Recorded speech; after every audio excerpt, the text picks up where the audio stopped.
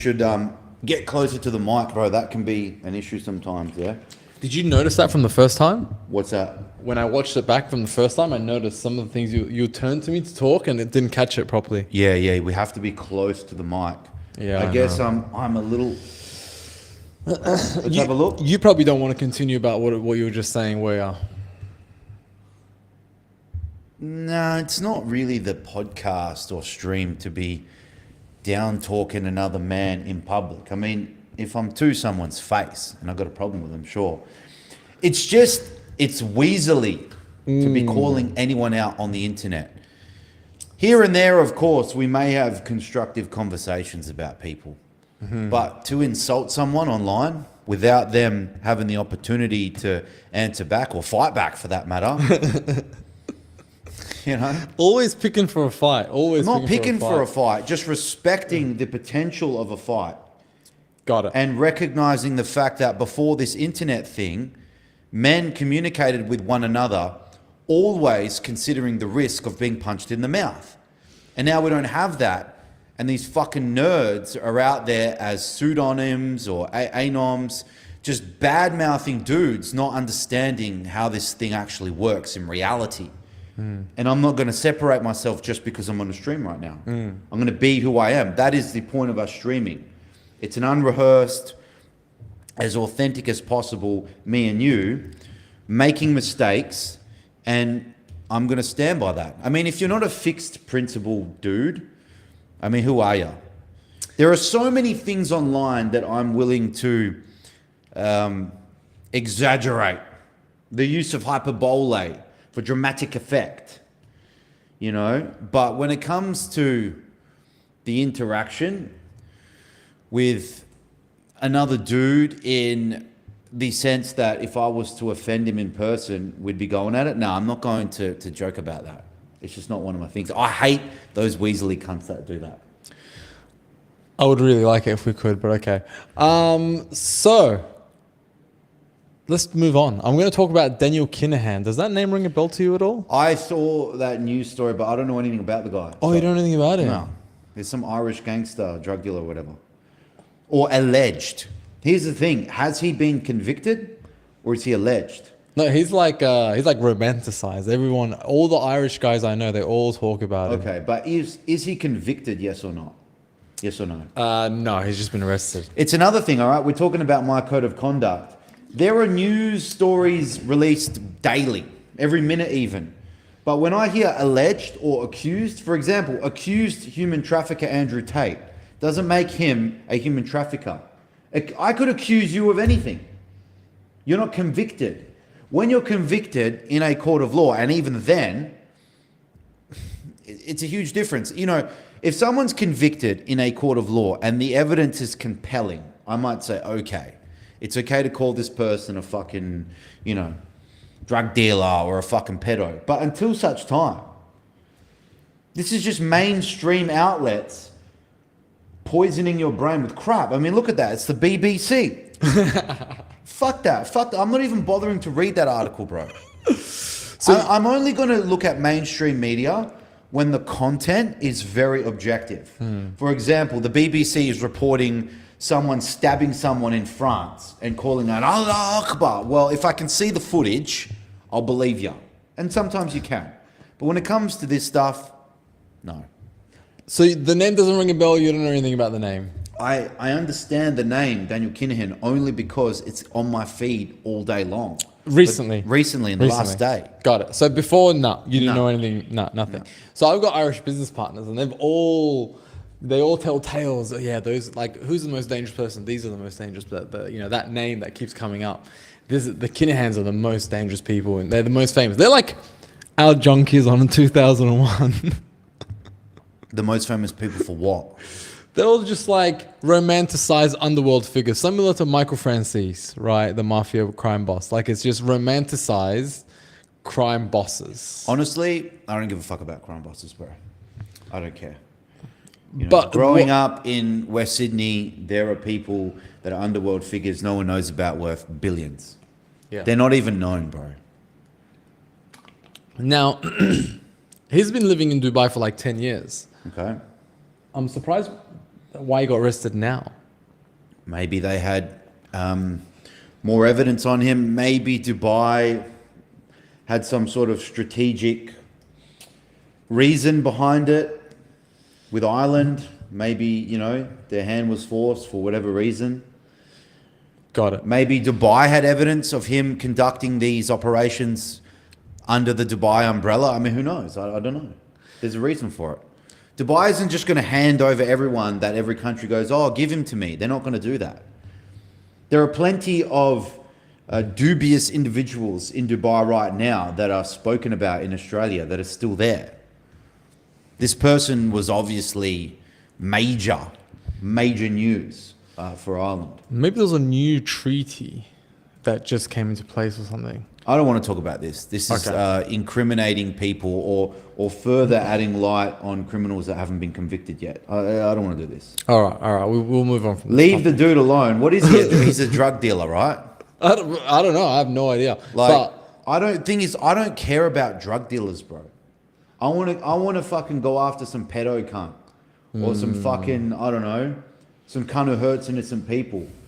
These people live by the sword, die by the sword, if that's who he is. Who cares what they do? They all signed up for it. You know when gangsters get shot? I mean, who's really losing sleep over it? You signed up for it, bro. You get the riches and the status, and you risk your life. and typically they only kill each other as well. Yeah, bro. A lot of gangsters, they have a moral code, and regular people don't even fear them. Because they're likely only going after some cunt who stole money from them or drugs. Realistically. Yeah. Strait of Hormuz is closed again. It's closed again, yeah. How's that segue? Well, no surprises there. I actually think it's very smart by America to say, you're going to close it? We're going to close it. What do you mean you're going to close it? With what? It's smart of them to say that so that it reaches headlines. But if you think about it functionally, how does it even work? You're closing it and we're closing it, but we're only opening it for these ships. Much like Iran did to the US. When the strait isn't open for business for everyone, it's not open. It's as simple as that. You block, I block. So it's closed. It was never open. It was never open. No, it was never open. I mean, when they did open it, there was ships that started moving, no? Was there moving? Yeah, but that's what I saw.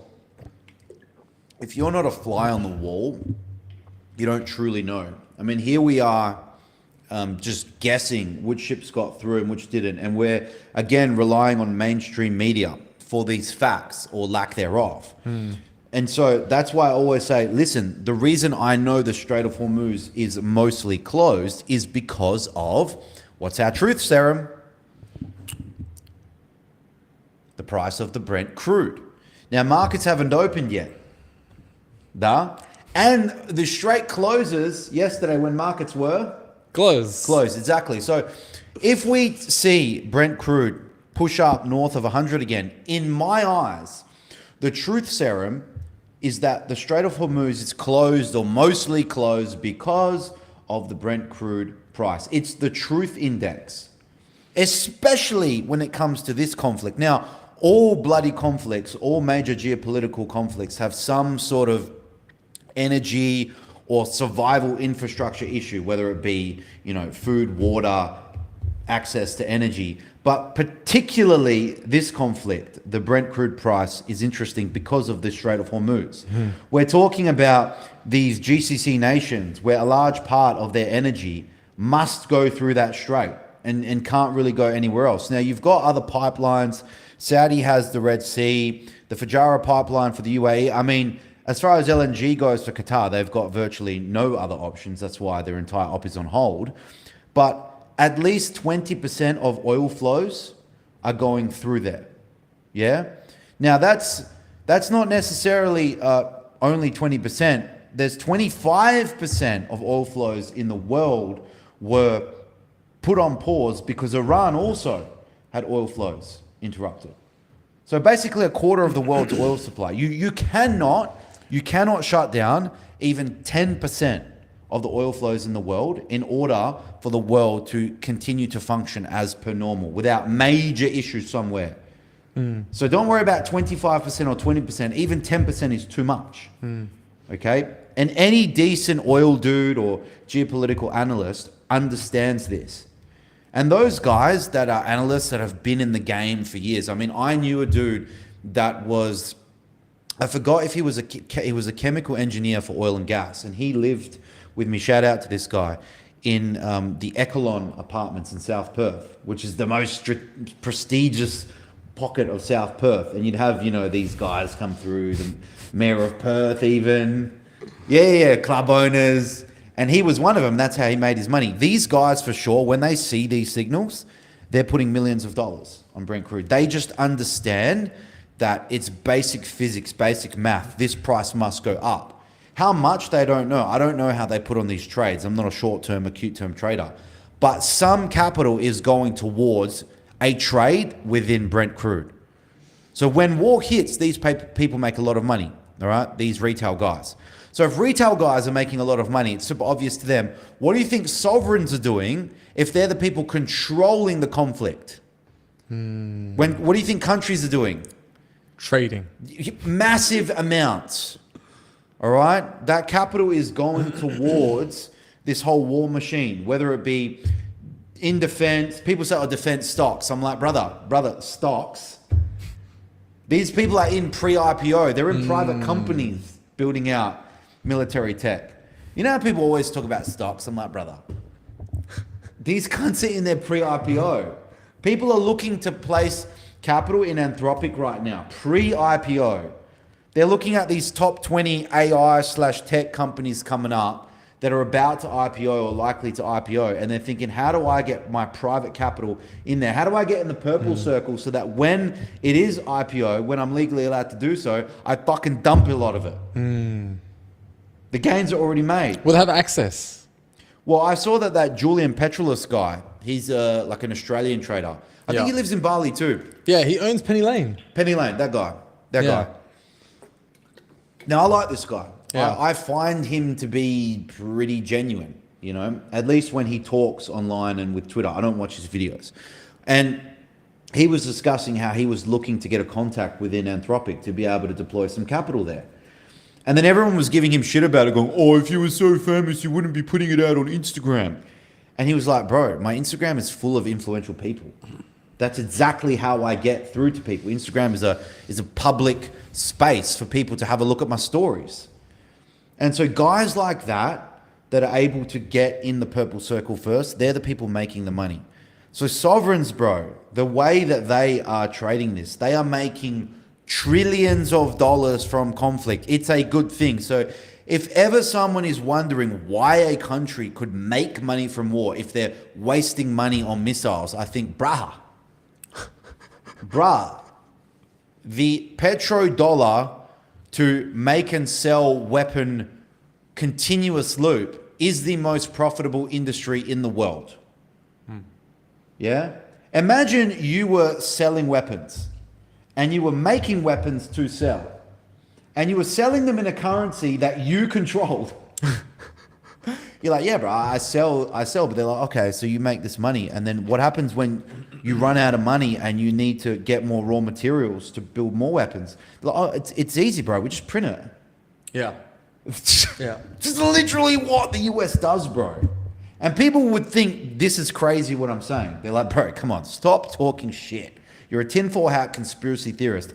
Look it up. And I don't mean look it up on the BBC. Look up the basic mechanism of action when it comes to fiat currency.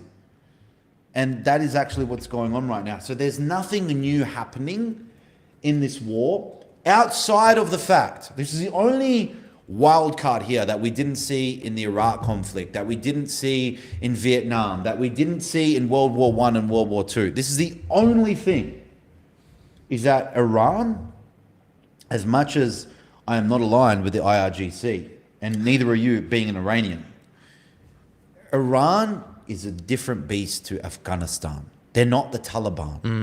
Taliban. They're not Saddam Hussein. Okay? It's not Gaddafi.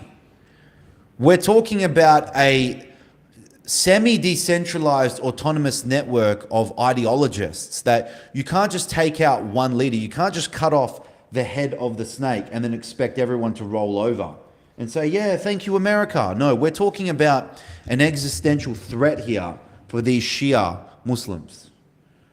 We're talking about a group of people, probably at least 1 million people within Iran are diehards. Let's say, Pekic, proxies, IRGC, other like supporters, at least 1 million people. That's a lot of people. All right. But that's also 1%. It doesn't matter. Bring in 100 toddlers right now. Give me a gun. I'll just spray them all. That's literally what they do to protesters over there in Iran. Correct.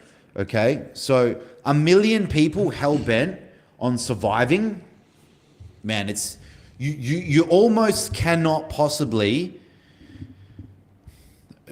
stop this conflict unless you take out all these people. Because even if you took out 20% of them, they'll just build back up. There'll be another conflict within another 2 years or 10 years or 5 years. It doesn't matter. And the smart people, all right, that understand that are not thinking, I'm going to go to Dubai, the UAE or Saudi, deploy hundreds of millions of dollars in these mega projects. If in the future, whether it be near term or even medium term, this might kick off again. If you're building out that casino over there in Ras right now, you are pissed off. And so you're pissed off. And so when this conflict resolves, do you think you're going to be throwing a celebration party on Instagram and everyone's like, see, told you the war's over? You're going to be thinking, hold on, could this kick off again? And if so, how and when? Let me look into this. Let me pay a lot of money to all of these geopolitical experts to tell me the potential scenarios of when this could happen again. And if those investors, those private investors that are, due to pay the next round of installments, think there's a potential for this to kick off again, they're going to say, hold on, pause.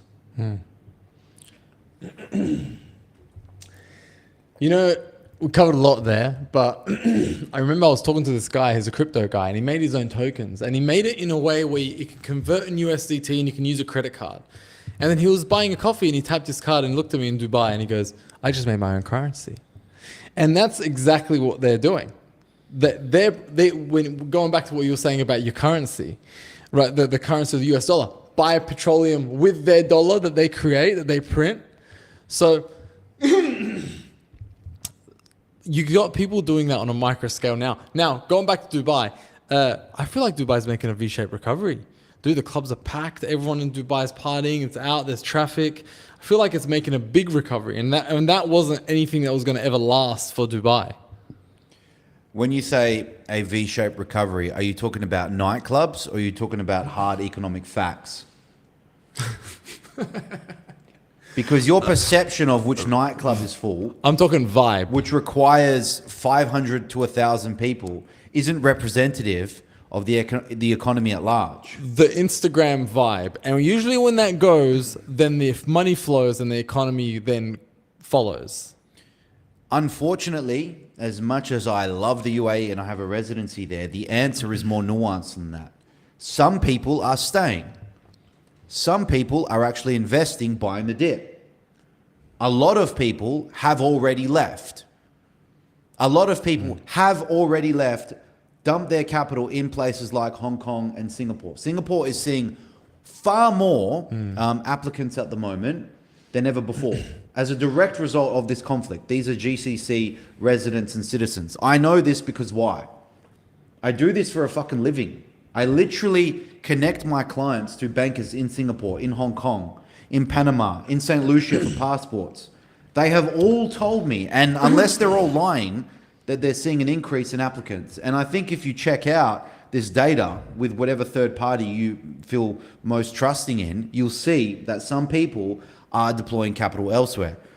I think people want to hear this whole Dubai is dead or Dubai is better than ever. They want this extreme either way. And I understand that if you have that conviction, you become popular on the internet. But I quite frankly don't give a fuck to lie to you in this sense.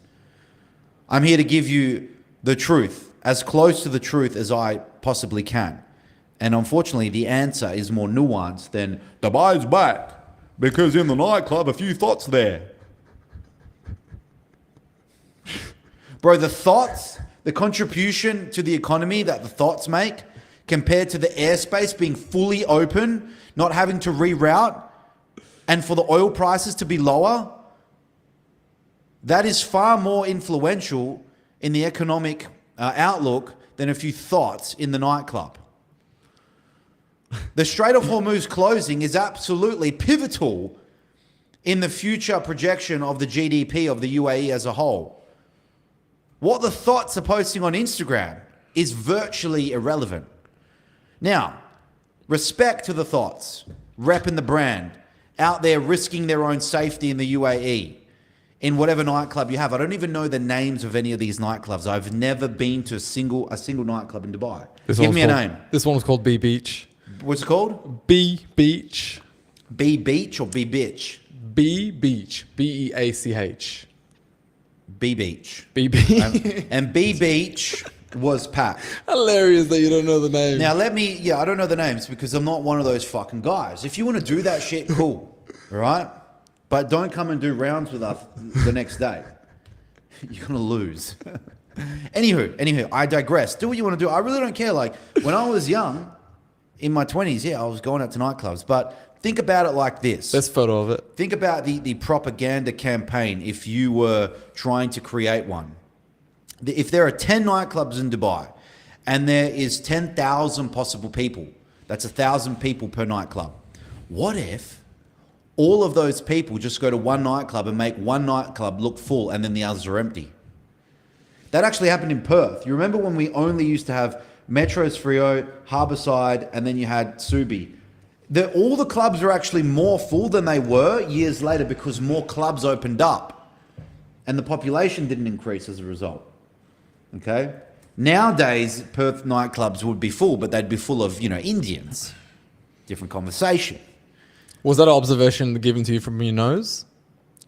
My nose doesn't discriminate. I know when Indians are walking in the room, even before I see them. You can feel the aura. Feel the aura, bro. That's aura. A pungent smell enters my nose. My brain has already communicated to me that there is a threat. Put down the food. Do not eat this steak. You may vomit. That's aura, ladies and gentlemen. What's Dubai been very good at doing? Many things. I think people are listening thinking I'm somehow bearish on Dubai in the long term. I'm not. So Dubai is a diversified economy. If you're ever going to pick an economy to be the poster child of a diversified economy, you'd pick Dubai. Okay? You wouldn't pick Abu Dhabi. You wouldn't pick Saudi Arabia. You wouldn't pick Qatar because they are still reliant on energy. And they could still suffer Dutch disease. Now, you can't exactly separate Abu Dhabi and Dubai because they're all part of one nation, the United Arab Emirates. Mm-hmm. So you can't really do that. Each emirate, you'd more consider them cities or states. Yeah, states. But let's pick Dubai and pretend Dubai is a country. Well, Dubai has tourism, aviation, services sector, namely financial services, real estate, and they're a pro-tech hub, all right? They're also the kind of experiment of the future. Definitely Abu Dhabi and Dubai for that. Now, those 7 things means that if one of them drops off, they can still do other things, all right? And that's me only naming like the top 5. There are other things that go down in Dubai, many different things, yeah? There's obviously entertainment. There's obviously vacation culture, people stopping by before their Europe trip. I mean, I could go on and on and on and on.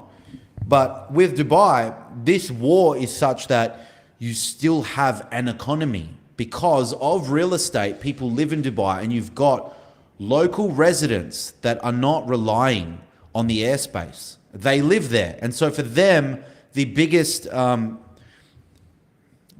thing that they would be concerned about is, are we safe in our homes? Are our children safe? And the answer is, statistically speaking, yes.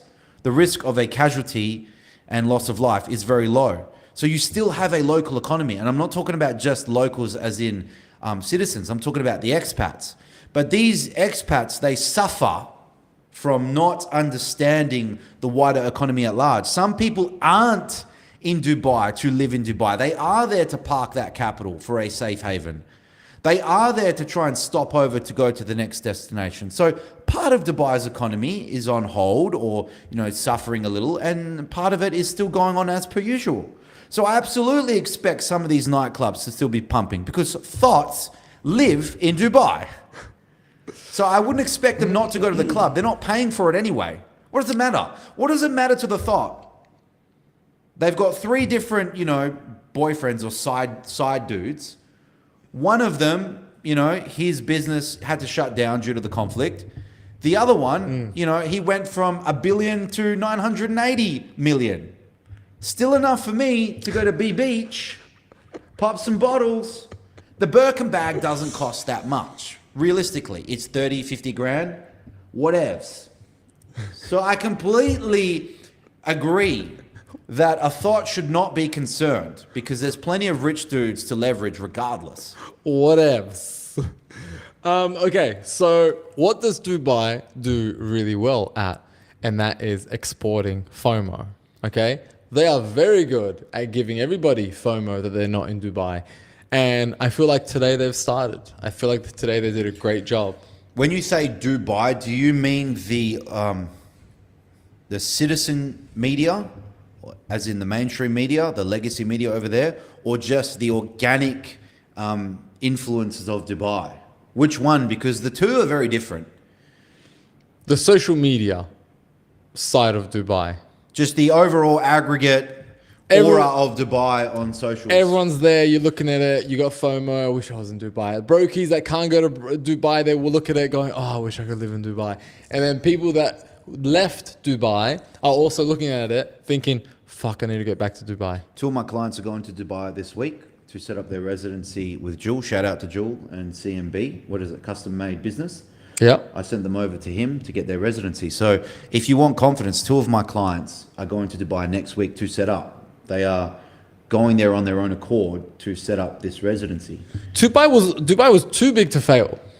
Too big. Nowhere's too big to fail, but I never looked at the conflict as an existential threat to Dubai so soon. I mean, you've got that dude, he's real popular right now. What is he? Professor Zheng or something? Professor Zhang? He's not even a professor. He's that Chinese looking dude. I think he's from China.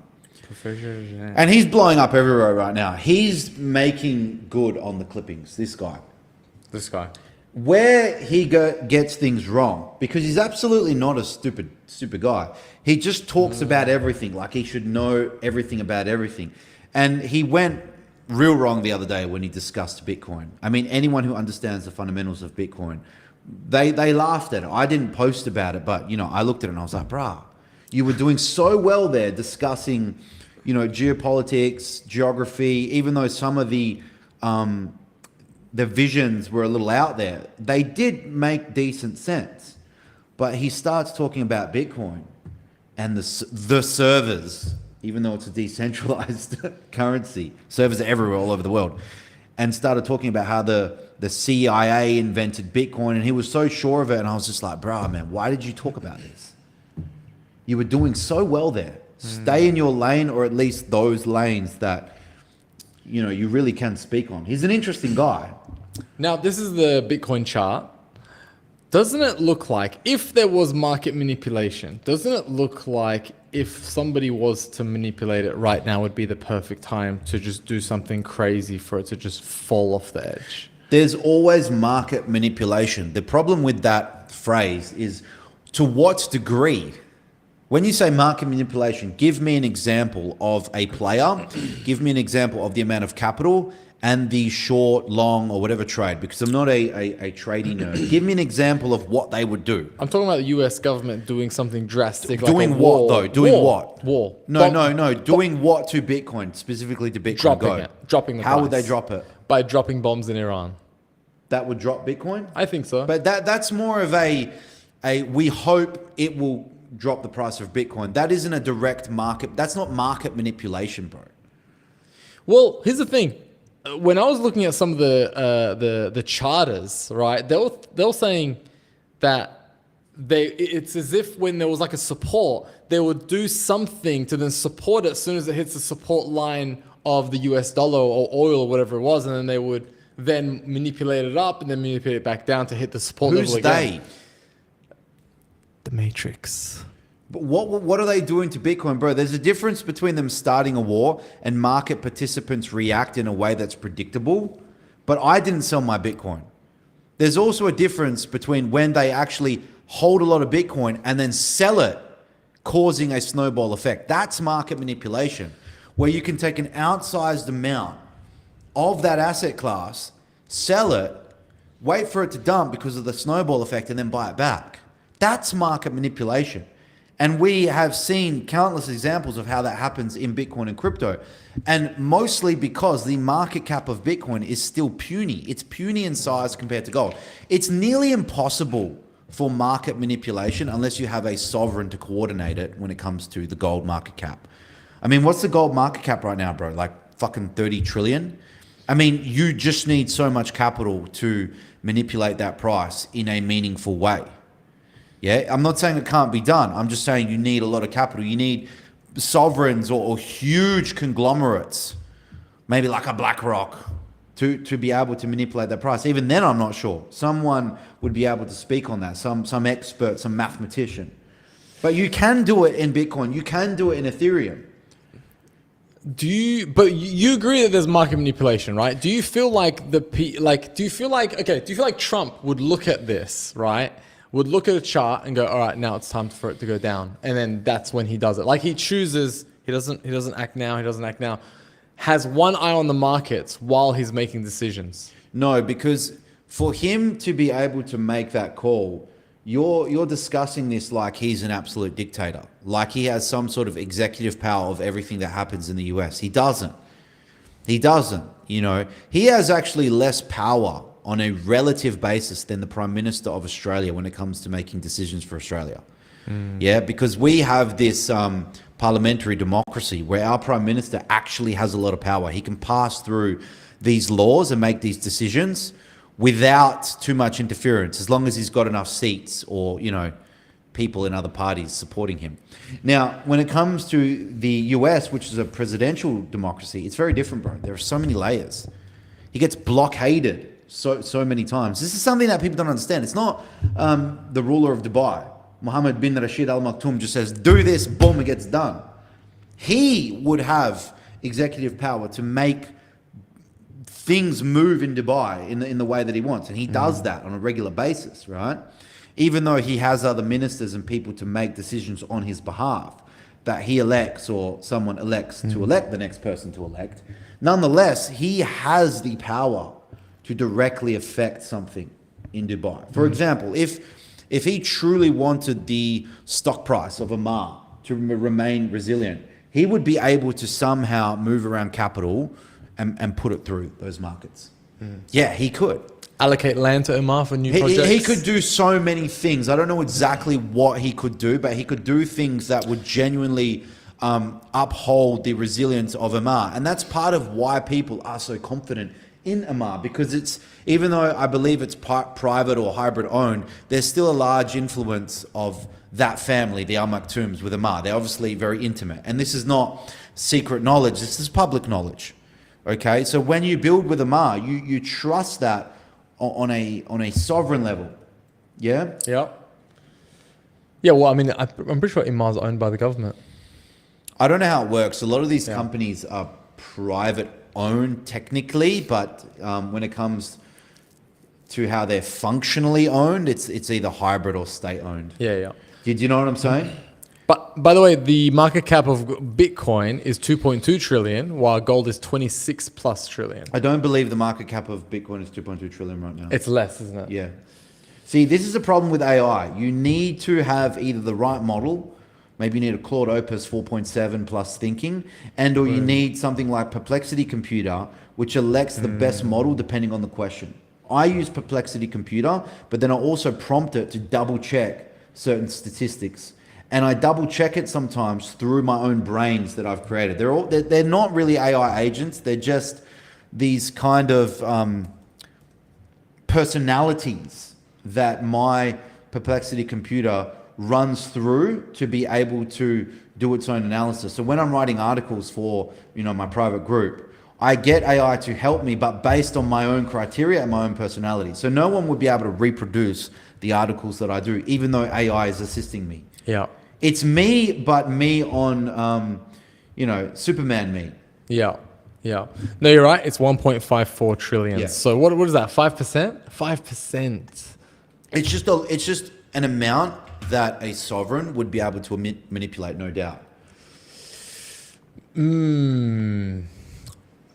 Okay. Because there was...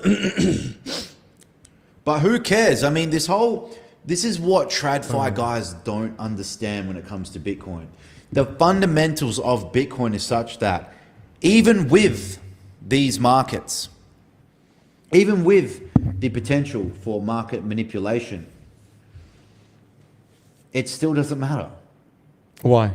It just literally, think about it. Why do you think it doesn't matter? Okay. Because we can't do anything with it. Okay, let's say I'm a Bitcoiner, which I am a Bitcoiner, and I entered at $1,000, $5,000, $10,000, various points. I'm obviously way up by now. I've been talking about this online since 2018, all right? And then biggest market manipulation comes in post FTX, price crashes to 16,000, but I don't sell any. And then I'm one of the smart enough people that actually buys it up low as well. Because remember, if I have the disadvantage of market manipulation, I also have the advantage to buy it when it's low. It's a free market. So I do that. I did that. I bought about $1.5 million between the price of 16,000 to 22,000 in 2022. And can you imagine the amount of profit I made from 2022 to 2026? In October of 2025, the all-time high was $126,000. Can you imagine how much money I made? Okay, it's north of 5 million. Now, I also took advantage of that market manipulation if it was such.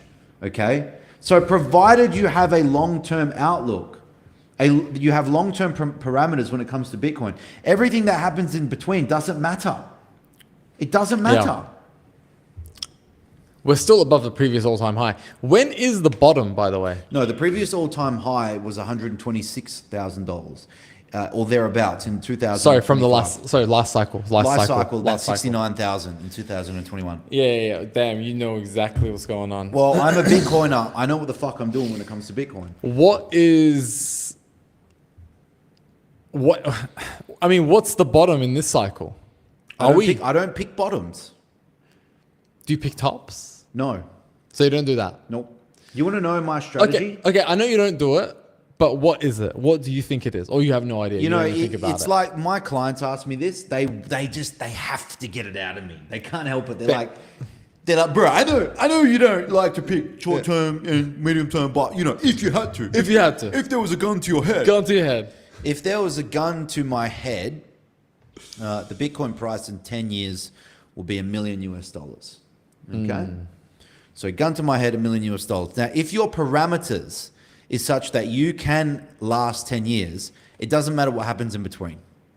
If you have no intention of selling for 10 years, it doesn't matter what happens in between. Now, back in the day, this was normal for Croatians to buy land and say, in 10 or 15 years, it'll be worth this. It's this for my kids. That's exactly what you're doing. Now, I've got kids. So what the fuck difference is it buying land and waiting 20 years or buying Bitcoin and waiting 20 years? No different. But when you are a fucking selfish, scumbag, little 20-something-year-old weasel that needs instant gratification, you need to make your 10x within 3 months. Not only do you deserve to lose, you will lose. Okay? So there is my prediction for you. $1 million within 10 years. Now, I want you all to watch me like some of you have watched me over the last 7-8 years. Never skip a fucking beat. Every single year, I upgrade the crib. Every single year, I buy a better watch. Every single year, I drive the car I want to go. Every single year, they say, this guy's going to be broke. Every single fucking time. How many years do you want me to do it for? Before you can just accept the reality that I'm good. And the reason I'm good is because outside of Bitcoin, I've got a runway of US dollars. If you need Bitcoin tomorrow to feed your baby, to afford nappies for your baby, I want you to sell it. Yes, this is financial advice. If you need to sell your Bitcoin in order for your baby to survive, I want you to sell it. But I don't need to. I've got my runway. If you don't have a runway, if you don't have cash flow coming in from a business, if you haven't increased your earning capabilities to a point where you are able to keep up with your burn rate, or if you're not prepared to cut costs, when sometimes I do, then you are going to lose. You are going to panic sell. The reason I don't panic sell is twofold. Number one, I don't need to sell. Believe it or not, that's number one. Number two, if you don't understand the fundamentals of Bitcoin at minimum, you'll panic sell because you're unsure of what you're investing in. I'll tell you how entrenched I am. The new BIP, or as some are calling it, SIP, meaning Bitcoin Improvement Proposal or Shitcoin Improvement Proposal. It's basically the anti-quantum risk scenario. I am closely following what's happening in the Bitcoin community when it comes to this BIP. So if you are not that entrenched, then I don't expect you to have confidence in Bitcoin. Because when you're a fucking artard and you are actually reading news about, hey, do you really think Epstein created Bitcoin? Oh, do you really? You deserve to panic sell. You're a fucking artard. It just shows your intellectual laziness not to actually go back to basics. Read the Bitcoin Standard. Safadine Amus, shout out to you, friend of mine. Read the fucking book. Or don't. You can be one of those people that just gets it. Some people just get it. They just get it. They're like, I get it, bro. I'll invest in the Bitcoin, and then they never sell it. But if you don't get it, read that fucking book. Then get back to me. You love that guy, by the way. You sent me his book a few times and you were telling me to go read it. And then didn't you make a tweet recently about how he should be the ruler of the world? Yes. I said, I've got two favorite leaders in modern times. So, you know, people are like, oh, what do you think about Julius Caesar? I'm like, bro, it's fucking ancient Rome. Fuck up. Stop talking about Julius Caesar. No one ever saw it. No one was a fly on the wall. He probably wrote his own history.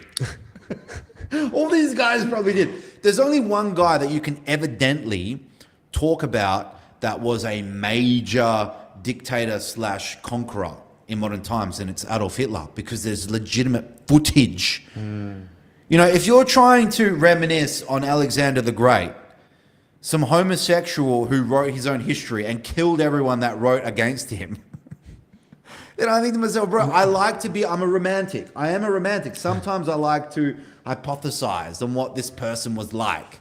He was just everything, you know? But the truth is that in modern times, we've got number one, Lee Kuan Yew of Singapore, my favorite leader. He was basically a functional dictator, functionally speaking. And he was the most secular, the most inclusive, the most pragmatic, most logical ruler of all time. Definitely. Who? Lee Kuan Yew of Singapore, rest his soul. And he literally took Singapore from slums to riches. Now, the unique part of the story, because everyone's about to butt in and start throwing in GDP and this, shut the fuck up. They had nothing. A place like Australia is the lucky country. They had and still have the resources, and they fucked it, at least for now. Singapore had nothing. Dubai effectively had nothing, but they had a little something more than Singapore, because they did have a little bit of oil. They also had Abu Dhabi, which found oil, okay? But Singapore had literally nothing.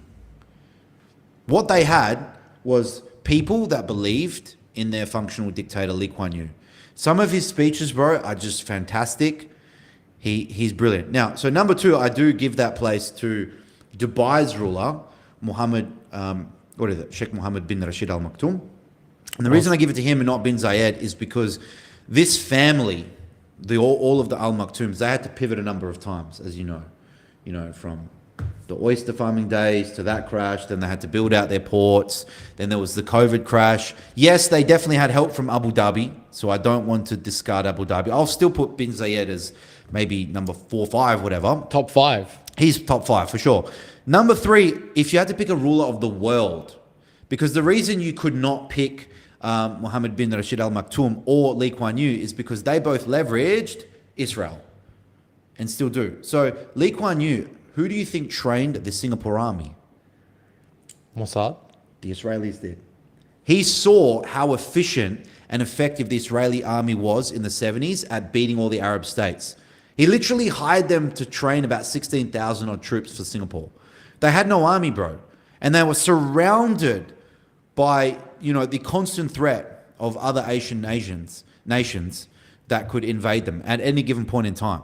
So they leveraged Israel, and also obviously the UAE does with the Abraham Accords. They leverage Israel. Whereas Safaddin is a Palestinian. Safaddin's a Palestinian. Now he's anti-Israel, and I'm not. But I can see why he would be, because his home was literally taken from him, as in his family home, his name was taken from him from the West Bank. Directly impacted. Directly impacted. So you have to understand these guys, like, if you're someone who's anti-Semitic, you are Palestinian and vice versa. In fact, I just think leave it between them, because you don't fucking know anything. You know what I mean? Just like people don't know anything about ex-Yugoslavia, where my family's from, and in the Ukraine right now, where the other part of my family's from. You don't fucking know anything. Shut the fuck up. All right? But the reason Safaddin would make a good world ruler is because in his principles of economics, it's an unofficial degree in economics. He is an economics teacher, by the way, or a professor in economics. He teaches this Austrian school of thought, not the Keynesian school of thought that you'll get taught in a university in Australia, for example. And Bitcoin's definitely part of it, but if you break it down in simple terms, he basically allows the entire world to get along.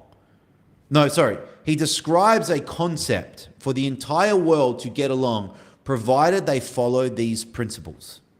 And it's very simple, but unfortunately, if you're a Muslim or a Christian or a racist or a fascist or a this or any ist, even a nationalist, it won't work. It simply won't work unless you are for planet Earth. So anyone religious won't work for you, because at some point you'll clash with another religion. If you're a nationalist, it won't work for you, because at some point you'll clash with another nation. This is the only way. It's Safaddin Musa's concept. And he retweeted me, and he retweeted with a phrase that no one would understand unless they knew him. He said, if I was the ruler of the world, I would let everyone get out of each other's way. But what he meant by that is not that he doesn't want to do anything. He means that the only thing that matters when it comes to the world getting along is property rights. That's it. So what's the fundamental issue that sparked the war in Gaza? It's property rights. This is our land. No, this is our land. Why is it your land? Well, our God said it's our land. No, our God said it's our land. Boom, you're going to be fighting forever. That book is not going to be changed. You cannot change the Quran. People recite the Quran. If all the Qurans in the world right now were just obliterated in a fire, that Quran would be able to be reproduced tomorrow, because someone has it in their brain, word for word in Arabic. This ideology will never die. So what Safaddin Musa suggests is, if everyone has property rights and agrees on property rights, there is some land for everyone, okay? Which is not that easy to do, obviously. You're just going to have to agree at some point, yeah? Because we're 8 billion humans. There is enough land. There actually is enough land and resources for everyone to have enough and still be competitive and still be able to play status games. It's just the disparity between the richest and the poorest is insane. It's insane. And there are a lot of people that are rich not because of their productivity, they're rich because of inheritance. And they're rich with inheritance, and then they hoard assets that don't serve a functional purpose in society. For example, there are people that are literally living in mansions in the USA right now, and they have pens and books worth hundreds of thousands of dollars. They've got wine in their wine cellars worth millions. Stupid watches worth millions. They've got so much wealth that they never use. They never put it towards productivity. All right? That's very different to an Elon Musk, who's out there trying to deflate the cost of everyday goods and services via technology and innovation. It's very different. So this is a high level chat here, but we won't get any more into it. We'll be here all day. All right. Well, so you said top 1, Lee Kuan Yew. Top 2, Yep. Sheikh Mohammed. Yep. Top 3? Top three. This one will get me into a bit of trouble, especially with the family being in the Ukraine. But I'm going to give it to Vladimir Putin. No way. Yeah, I'm going to give it to Vladimir Putin. Shit. Yeah. I'm going to give it to Vladimir Putin. Damn. If you want to know why, I could tell you why, but I might tell you. I want you to tell us why, but I mean, that is crazy because I do not put them next to the other people. Why? Because of your lived experience and your media? Why not Putin? Tell me why not Putin? Well, I mean, I don't know much about... Well, okay, put it this way. Is there a massive expat community of Emiratis living outside of the Emirates? No. But there's Russians everywhere. They're all running away. But they don't like how they don't feel like there's opportunity. Terrible analogy. I'll give you a chance to take it back. Bro, you have a total of 1.2 million Emiratis that are in existence. How many Russian citizens are there in the world? Google it. This guy sometimes comes ill-prepared. And I hate to little bro him, but sometimes I'm just like... How many Russian citizens? Bruh, come on, bruh. Come on, bruh. Come on, bruh.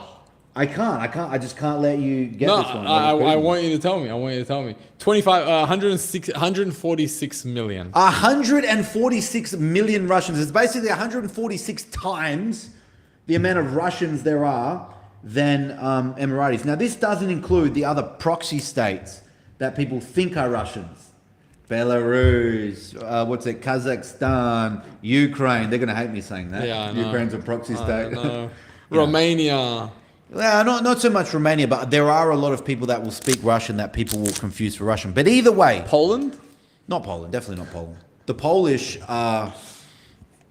They're a sovereign nation in the sense that they separate themselves not only economically, not only with borders, but also with a currency that is strong enough to last. Whereas if you go to the Ukraine, the younger kids... I mean, I know this. My daughter's half Ukrainian, bro. Okay, so people can't say, you don't fucking know. I fucking know. They will prefer to speak Russian than Ukrainian, the younger people.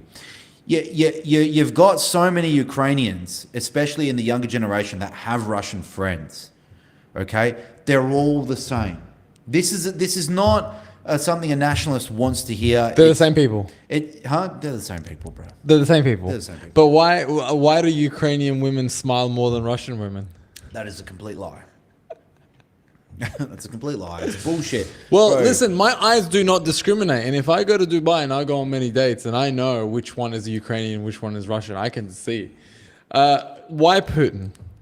All right. So Putin is the most heavily sanctioned ruler right now outside of Iran. Actually, I think Putin or Russia is more sanctioned than Iran. I mean, this is a little bit semantic, but they're both heavily sanctioned. Yeah, they're both heavily sanctioned. And he was still able to continue to build his economy despite these sanctions. And unlike Iran, the Soviet Union before Russia was targeted in the Cold War like no other from the superpower that is the US. Now, you can't just say the US. The US is also, an extension of the UK and Australia and, Western Europe. And somehow they continue to prosper. And, the Russian economy is definitely not the USA when it comes to GDP, nowhere is. But like I said, the USA prints money and is in 39 trillion of debt.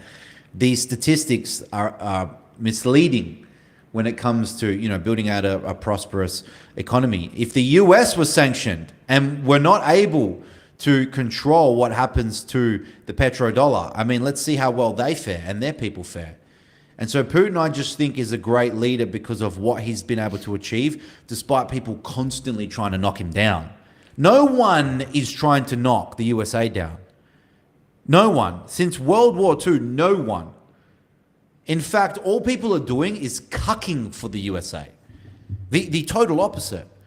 Let's see how the societies of the USA were to do if the roles were reversed. And as they say, all great empires must fall, but typically they usually fall from within, not because another greater empire conquers them. It's because the empire gets too big, too lazy, too weak, then too divided, and then once they divide, they have somewhat of a civil war, and then the other, second or third greater powers either team up or conquer them once they're already, fragile. And we're not seeing that right now with the USA, but we are seeing in relative terms the USA less powerful than they once were post-World War II. In absolute terms, the USA is still more powerful. There's no doubt about it. There's no human on the planet that is suggesting otherwise. But on relative terms, now other nations are catching, okay? That's why the AI arms race, if you will, is so important, because who takes control of innovation when it comes to AI is likely going to be the next number one superpower. And, Russia is a unique contender in a way that if the West wasn't threatened by Russia, they wouldn't be continually trying to put them down via mainstream media, trying to paint them out to be the bad guy. You only do that if you feel that your adversary is a threat. Yeah? Same with China and same with Iran. And as we see today, this whole Iran's got no chance.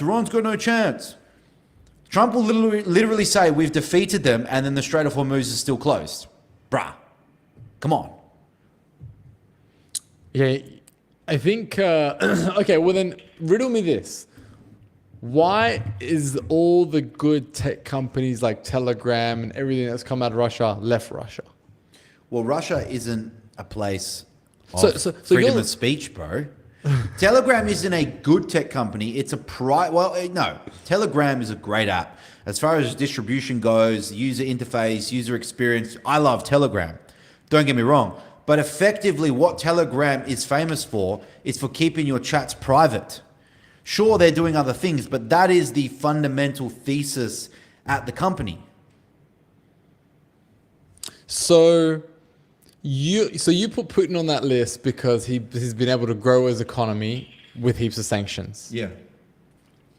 Bro, you're talking about freedom of speech. Let's talk about how ironic it is that someone like this Kinahan is an international criminal, yeah, who got extradited from Dubai, right? He's an international criminal wanted by the Irish authorities, correct?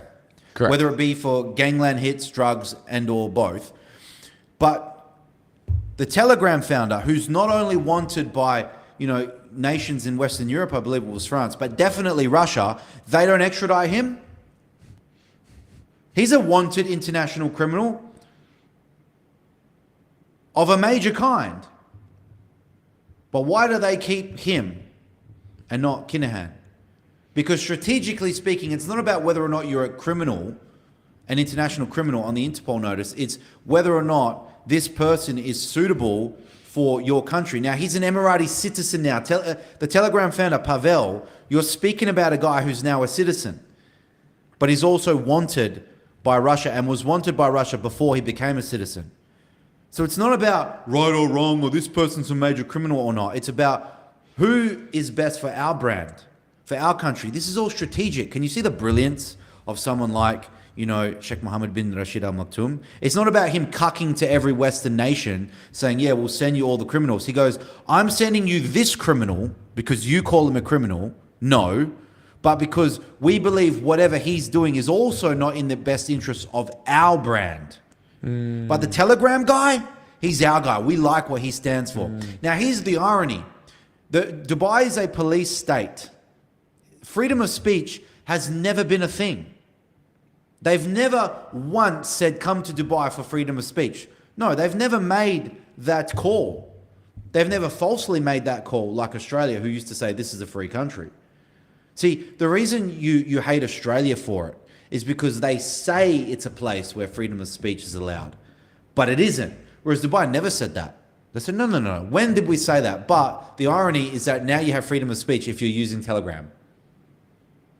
And even more ironic, can you call someone on Telegram without the use of a VPN?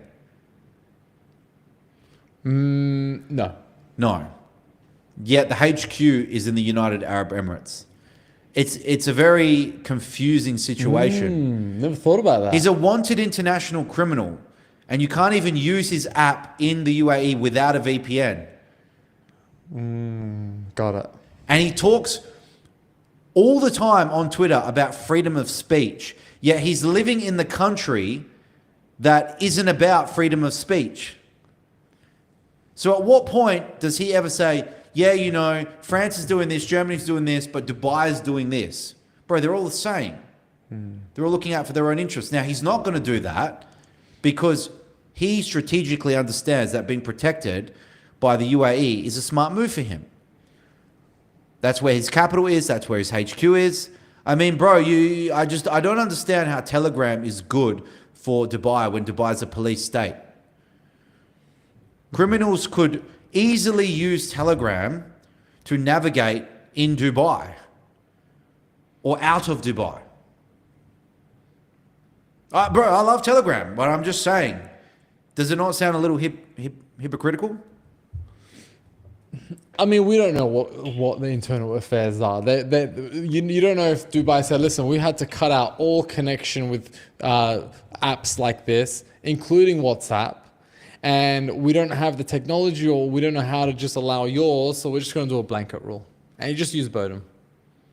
We don't know what the... No, bro, if the blanket rule then would mean now Telegram using it would be illegal. That would be a blanket rule. Do you not see the hypocrisy here? That's true too. This is never discussed. I could probably get arrested for even suggesting the obvious fact that the man Pavel Durov, the honest man that talks about freedom of speech, is literally living in a nation where freedom of speech isn't a thing. There's not some conspiracy. It's very obvious. I can't believe I'm the only person pointing it out. I don't go to Dubai for freedom of speech. I go there because it's safe. It's got service culture. I'm fully aware when I enter those borders that they might potentially be able to see freaking my internet searches. This phone comes from an Abu Dhabi police colonel. This phone. Technically speaking, with this IMEI number, they could easily put some sort of software on this and listen to us right now. But I know that. Now, if you were someone doing something wrong, you might want to avoid said scenario. Yeah, but the idea of privacy is a thing when it comes to bits. Yeah. It's not a thing. If they want to listen to you, they can. Now, I made a reel about this a long time ago, and I think it was actually Sheikh Mana Al Maktoum who liked this reel. Okay? And I said, when you enter Dubai, this, technically speaking, they can see everything. But they're not going to because they don't give a fuck about what you ate for lunch, bro. You're not important. But if you are someone important that they think is a threat to national security, then they can. That's all. They're not saying that they're going to listen to everything, but do they have the potential? Bro, they've got the Abraham Accords. This is a cooperation with Israel who have the technology to be able to put, malware on your phone, whether it be Pegasus 2, 3, or whatever the next best thing is. They can literally override all that shit. Signal, Telegram, all of it. It doesn't matter. And the way they can do that is with this efficient form of governance where the sheikh or the people in power could just say, track that guy's phone. Don't worry about passing this and this over there. Track that guy's phone. What is he doing? What's he saying? Who's he saying it to? Now, I saw on Twitter, Elon Musk posted it the other day about WhatsApp messages being intercepted by the Dubai authorities of someone who posted a photo of a drone hitting the Dubai airport to another member, not publicly. This wasn't verified. In fact, I saw Jewel retweet it. It said, I love your work, Elon Musk, but you need to verify your sources. All right. Now, I don't know if this was something the Dubai authorities did or didn't do. That's actually irrelevant. If someone goes, do you think they have the technology, Daniel, to be able to do that? I said, of course they do. It's a police state. You want a safe country, you want a safe emirate, well, you better be prepared to sacrifice some privacy and freedom of speech. Protesting's illegal in Dubai. We went there for that, right? People hear me and they think, oh, this guy's saying something negative about Dubai. I'm not saying anything negative or positive. I'm giving you the reality, and if it suits you, go there or go there for a period of the year. Maybe for a period of the year, you just want to go head down, thumbs up, work, trade, whatever. And then the other period of the year, you want to be an activist for LGBTQ rights. Well, go to Sydney. They will welcome you. Go during Mardi Gras. Go during Mardi Gras. Have you noticed that there's no graffiti in Dubai? Yeah, because what would happen to you Zero graffiti. if you were graphing the fucking place? You know, I seen an ad the other day, this real estate agent in Perth, and he's like standing in front of his sign with the real estate agent, with the lady who bought the house. Would you, and he's like interviewing her, would you go with us again? Yes, of course, I had a great experience. And this sign was just all graffiti. And I'm like, don't record it. Like, it's embarrassing. You at least clean it before you're going to do a video like that in front of the sign. Anyways, we've been streaming for an hour, over an hour. So 4 viewers, we're growing, Danny, we're growing. We need to start telling people about these things. We're not really telling anyone before we get on. Yeah, you need to send the links to our socials Next where we're year. somewhat known. Next time, tomorrow. Tomorrow we'll share the links so people can jump on and then we have questions. Let's call it a day. It's a Sunday. Did you get off everything you wanted to get off your chest? Just about everything. There was one thing I wanted to talk about today that we didn't. Tell me. Here comes Daniel. Yeah. Rudin's like, oh no. There we go. Oh no. I'm associated with this guy. No. Can't get into any countries anymore. The feminisation of the Australian medical industry. I fucking hate the feminisation of industry that affects men directly. For e.g., we discussed this before, but this is something that I need to constantly repeat. The feminisation of the medical industry in Australia is such that it's very hard for men to get necessary life-saving testosterone therapy because they have low testosterone. The causes of low testosterone vary, but it doesn't matter. If you're low, you're low. And if you're low, you need testosterone, or you need to recover your testosterone in some form or way, whether it be endogenous, meaning naturally, or exogenously, meaning via injection, cream, whatever. However, in Australia, they are making it near impossible for a man to get this necessary life-saving testosterone therapy because of the feminists who don't consider it a priority. Some of them even consider it a dangerous therapy, despite all of the evidence that suggests the contrary. These feminists are in charge. They're in charge of our medical industry, our decision makers. And if they're not in charge, it's a pro-feminist man, quote unquote man. All right? This virus, feminism, is riddled throughout Australian politics. So much so that they consider me a right-wing extremist. They label people like me that says men need testosterone therapy. There needs to be more focus on testosterone therapy for men. They call me a right-wing extremist, a toxic male, so to speak. The craziest thing of all is that when it comes to testosterone therapy, it's not an expensive therapy. The research is already there. You just have to let the doctors prescribe. That's it. We don't need extra funding from the government. No. Just let the doctors prescribe. And these doctors, these male doctors, and there's plenty of them in Australia, they want to prescribe, but they're scared their medical license will be revoked. It's a cheap therapy. You don't have to worry about patents. Testosterone has been around forever. It's easy to administer. All they have to do is fucking lift the restrictions on men getting testosterone therapy. And then if this was resolved, the health of Australian society, the productivity of Australian society would just tenfold seemingly overnight.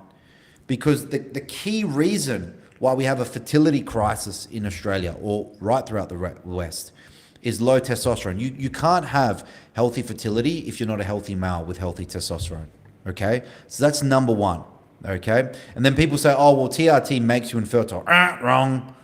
You take FSH and HCG on top of it and you'll be fertile. I know. I've had 2 kids already on TRT, so shut the fuck up. In fact, I've never seen a single client not be able to conceive. Hundreds, thousands of cases, never. Provided you're a healthy male, you just add the FSH and the HCG. So you need access to that therapy too. Number 2, testosterone is the status-seeking hormone or the motivation hormone.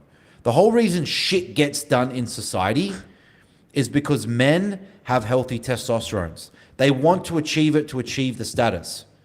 Testosterone doesn't make you aggressive. What testosterone does is it helps you get whatever you need to get done in order to achieve the reward from society. For example, if society rewards generosity, a higher testosterone level will make you more generous. If testosterone is high in an environment where you need a war soldier, it will create better soldiers. Exactly. Australia needs what right now? They need productive innovators to be able to build out this economy in a pragmatic, logical, pro-future way. And unfortunately, we've got these low-T, cuck, feminist pussy-holes that are in charge of policies. So, thank you very much. But correct me if I'm wrong, testosterone therapy is a lifelong contract. Yes, it's permanent. Once you get on the needle, you can't get off. Correct. For the rest of your life. Correct. And what's the minimum do you have to inject every day? No. Can you inject once a month? No. Once There is some therapies like Reandron, which is testosterone undecanate, that you could inject once every 6 to 8 weeks, but it's suboptimal. Typically, something like a testosterone enanthate, you want to inject at least once a week, preferably twice a week. Yeah. Now, I do 3 times a week, but there's not much of a difference between 2 times. So people can inject once a week? Yes. And it will be fine? But you can also use creams. If you don't like needles, you can use creams. You can use creams? Yeah, creams. Yeah, there's other ways to administer the testosterone. In fact, a lot of people like the creams. They prefer it. There is a theory that it mimics endogenous production more so than, injecting twice a week because of the peaks and troughs throughout that 24-hour period, which would again represent endogenous testosterone rhythms more so than a constant drip of testosterone like I have. But for the most part, I don't find there to be a large difference with regards to the clinical outcomes, meaning what we actually see, not just what happens on the blood work or the pharmacokinetics. So you're telling me that the cream has actually shown to work better in some cases? Yeah. Really? Oh, yeah. Some guys prefer the cream. And how often do you put the cream on? Daily. Daily? Sometimes twice daily. So it's not once a week. Yeah, I'm definitely no expert in cream. If you wanted to look up an expert in cream, I would recommend Dr. Andrew Wingy or Dave Lee. Got it. But when it comes to exogenous oily solution, I think I can speak on that. All right, everybody. Have a good weekend. That was us for today. Cool. Peace. Thanks for your comment, Abo. How do we get off this again? Abu. We are old. I think I know him. Do you?